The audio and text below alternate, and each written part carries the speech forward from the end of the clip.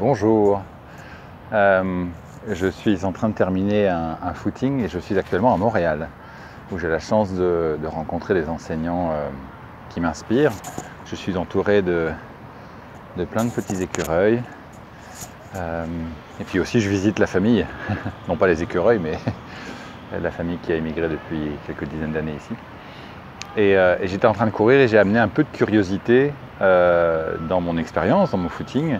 Et j'ai constaté qu'il y avait quelque chose de l'ordre de l'excitation, de la joie, de l'étonnement, presque de l'émerveillement quand je croisais un, deux ou quelques dizaines d'écureuils, ou je voyais la différence de couleurs de feuilles dans les arbres ou au sol, que je voyais les panneaux différents, les voitures différentes, les groupes de jeunes mamans qui faisaient du sport là-bas un peu plus loin. Il y avait comme une espèce de nouveauté.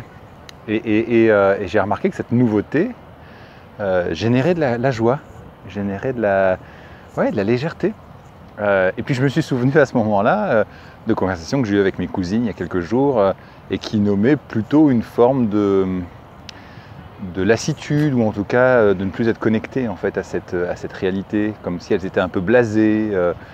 Des hivers qui s'enchaînent, ou des automnes, ou des écureuils qui commencent à être un peu inconfortants quand il y en a beaucoup, et sans vouloir juger ni d'un côté ni de l'autre. Je trouvais ça intéressant de voir que ici, il y avait comme une espèce de relation avec la réalité. La joie n'était pas tant liée à la beauté du cadre, puisque mes cousines ont la même beauté de cadre, mais n'ont pas forcément cette même joie. Et donc là, il y a ici une magnifique opportunité, comme un re-questionnement de la relation que j'avais avec la situation. Non pas la situation en elle-même, mais la relation avec la situation. Et on voit ici que la curiosité, on pourrait même faire l'éloge de la curiosité qui nous est proposée, apportée par cette pratique d'attention et de pleine conscience. Cette curiosité nous offre en fait une nouvelle relation avec les choses.